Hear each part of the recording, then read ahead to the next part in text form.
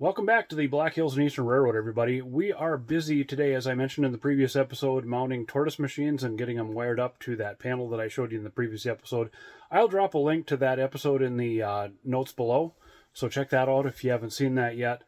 Otherwise, I hope you enjoy the content here, getting started, getting tortoises mounted, getting them hooked up to the switches above, and getting them wired into that panel.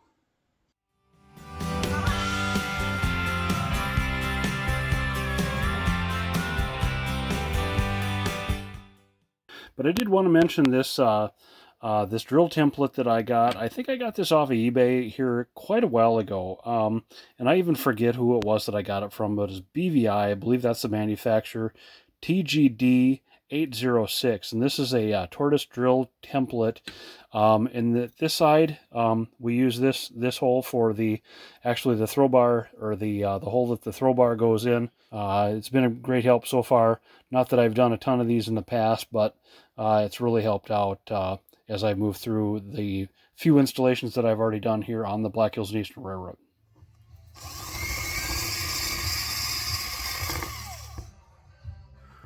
So what I have here is a Snaps edge connector from AccuLights, and this is manufactured to complement the Tortoise slow motion switch machine.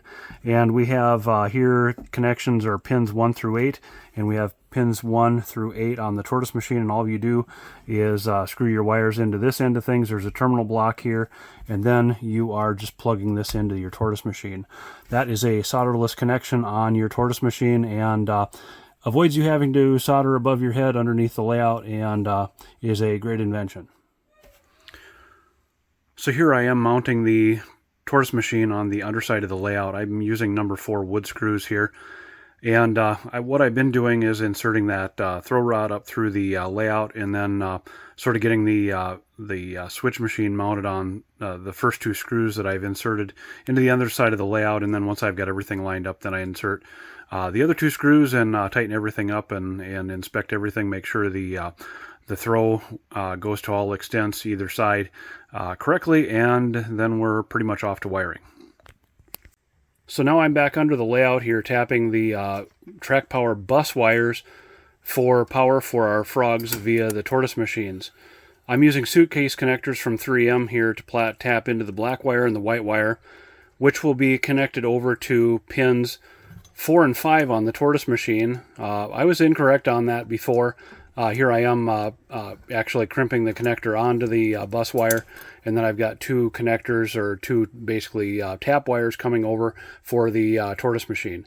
Now you see a diagram of what I mean here. So then here I am going to hook up that edge connector from Snaps, or the AccuLights Snaps connector, and screwing in. We ended up using, I believe it's 5 wires, so 1 each or 2 each for the motor, or 2 wires for the motor, 2 wires for track power, and then 1 green wire back out to the frog. And the nice thing about these Tortoise connectors, or the nice thing about these edge connectors, is that you can screw the wires in at your leisure and then plug them onto the Tortoise machine and not have to worry about, like I said before, soldering over the top of your head down below the layout. So now I'm back at the control panel, getting ready to wire on per that diagram that I showed you earlier. We will run 1 wire each. So I'm using a scrap Cat 5e wire here. There's 4 twisted pair in each bundle. So I'm using one of these, and I'll remember what color, maybe document what color I'm using. So I'm using the brown and the brown-white striped wire here for this first machine that we're wiring in. I put a little hook on the wire so I can loop it through that eyelet, and then I will refer you back to that wiring diagram. We need to cross wire on that DPDT switch in order to get power to the reverse position as well. So I'm going to wire that cross wire here. Now I put a hook on that as well. So if you will, take a look at the bottom half of this wiring diagram here again for this Tortoise machine. So you see the wires going out from pins A and B up to pins 1 and 8 on the Tortoise machine, and then the cross wires going from pin A down to pin F and pin B to pin E on the switch itself. And then of course, the power coming in on pins C and D, which we've already done. I've already showed that at the beginning of the last video, which I'll link to in the description below. We have one final detail left on this wiring diagram that we haven't covered yet, and that's pins 2 and 7, which are wires that go out to the frog on the switch itself. So that's it's shown here as a red wire, but I'm going to use green wire for all of my switch powers. It just seems logical, and that's what I've seen other people do.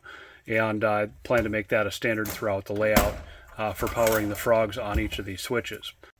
And then finally, you see me do a step which we cannot forget is to cut that throw bar short so that we don't catch any locomotives or rolling stock as it comes over the switch.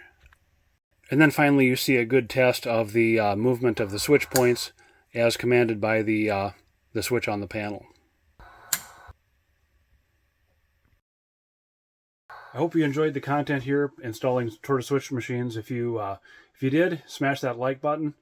Leave me a comment. Do you have a favorite way of doing these things, or do you like to do the side table method, or do you like to not install them above your head and have some other method? Do you use pigtails on your Tortoise machines? Do you use edge connectors like I showed? Do you have some sort of favorite template jig that you use to drill those 4-corner screws out? Leave me a comment below. Subscribe for more. Smash that like button if you like the content here, and hopefully I'll see you in the next one. Bye, guys.